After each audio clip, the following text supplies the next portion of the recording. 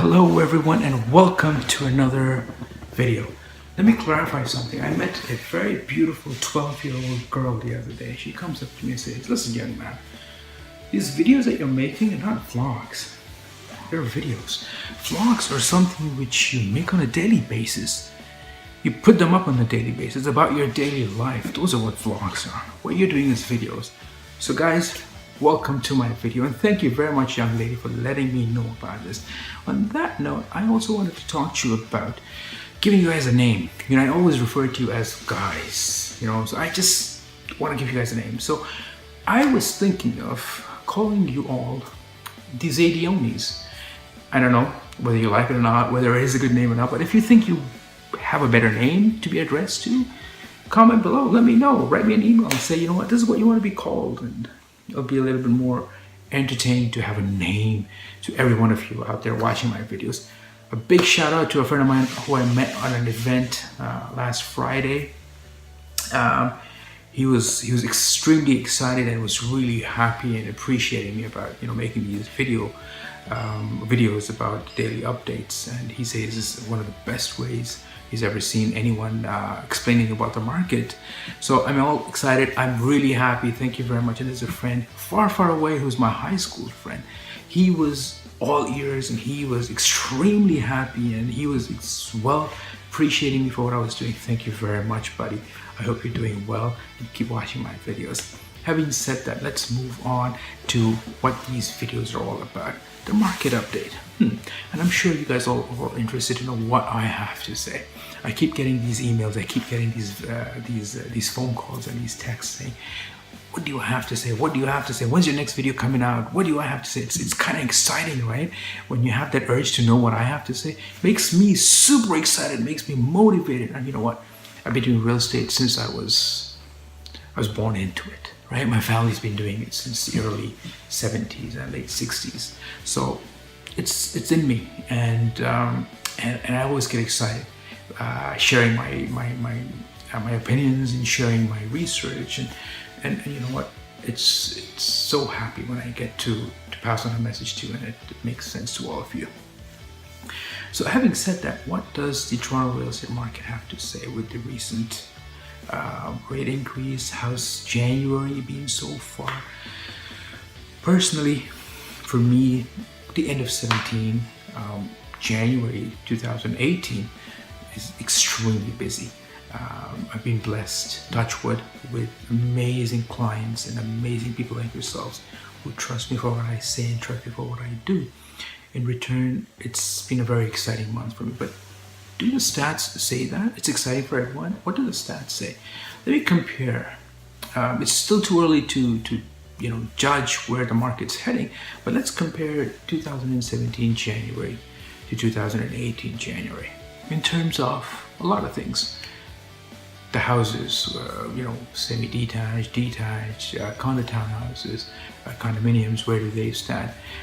The months of inventory, right? And what's been the sales average, the listings average, and what's been the price? Of course, everybody wants to know, are we going down, are we going up, right? So having said that, the month of inventory is more or less the same compared to January last year, 2017, and January 2018.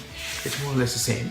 2017 we had approximately 2.4 as an average, and at the moment we've 2 months and 2.5 months, and this time we've got a 2.6, 2.7 percent, right? So that's pretty much at par. But what about the listings? We are at the moment in 2018 we are 136% up. So we've got 11,000 and some change sort of listings on the market compared to 4,000 and some change last year. So yes, there has been a lot of houses on the market. Are they selling as quick? Well, we've got a lot of inventory and we move on to it later on. What about the prices? The prices have dipped 3.5 to 5% compared to 2 months, compared to 2 years, I'm sorry, right? And the last but not least, which ones are selling? Detached houses have been on the market for 4 months. They're the slowest to sell right now, and that's because it's evident, right? They're unaffordable. The price range of some of the detached houses are out of the roof. What's selling? Condominiums are selling. condo townhouses are the biggest thing right now. They are just selling like hotcakes. Semi-detached, those are selling like hotcakes. So why should you jump into those right now? Hang on. If they're selling like hotcakes, you surely can jump into it if it's an investment property. But if you look at it from a little bit more of an objective perspective, if you buy a detached house today, you can probably get a bargain. Get a freehold property today, you can probably get a bargain. Right? So buy something that is a little bit more affordable or negotiable, I would put it that way, where you can negotiate that house today or that townhouse today, freehold property, so that you can enjoy or reap the fruit in the future. But does that mean somebody who bought in 2016 or 2017 at the peak months of the year are at loss? No, mind you, no. And that doesn't mean that if you're buying something in the same neighborhood for $200,000 less than what somebody's bought in the neighborhood, you're better off. I think you're in a better market, you're in a better situation to buy, but his property or her property will of course appreciate. Real estate, as I've been seeing it, as I said, from an early age, when I used to go with my dad, by the age of 10 or 12 or 11, I was in that range where I used to go with him. I used to walk into the office and I used to see a lot of people with those pieces of paper back in the day where they used to have the size of their lot and they'd be excited and super excited to build something on it. It's because they knew, and everybody knows, and I know that what they bought back in the day today is worth billions, right? So his property, this gentleman who bought in 2016 or 2017, early 2017, of course they're going to appreciate. But if you're buying today, that doesn't mean you're better off in somewhere, right? So having said that, real estate purchase, real estate investments done at a lower price is always a good thing. It's always good. But if you buy at a certain stage in the cycle, you're not at loss. You're never losing. Hey, okay, so people say I'm positive, right? I'm an optimistic person when it comes to real estate, when it comes to a lot of things. But I'm not wrong. I'm telling you the right thing, that they and everybody who buys real estate today, who's bought real estate earlier, is definitely in safe and good hands. And look at it. Our market's still not at the buyer's market. We're not in the buyer's market at the moment, put it properly. Why? Because the moment the house is on the market for 6 months, that's when it becomes a buyer's market, right? So we're heading there, but we're still in the seller's market zone.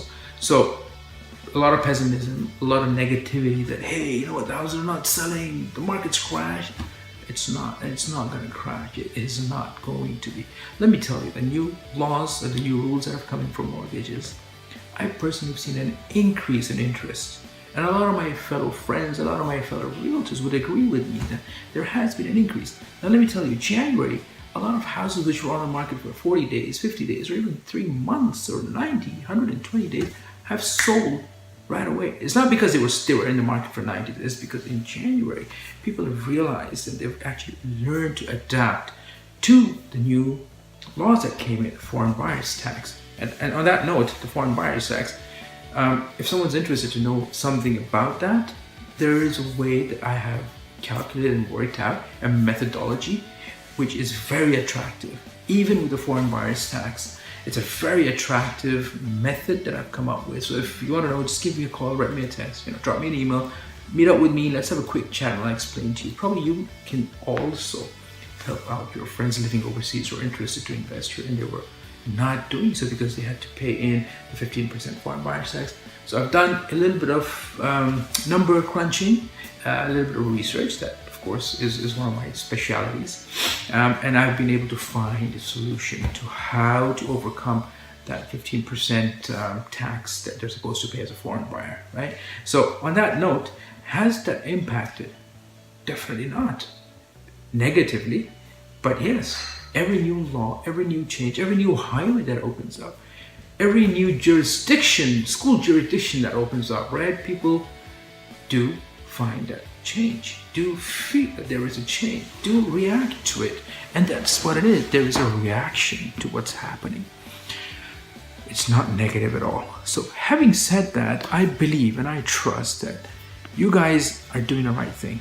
I believe that if you're on the back bench, move forward. Let's sit down and let's talk. Let's work your numbers out.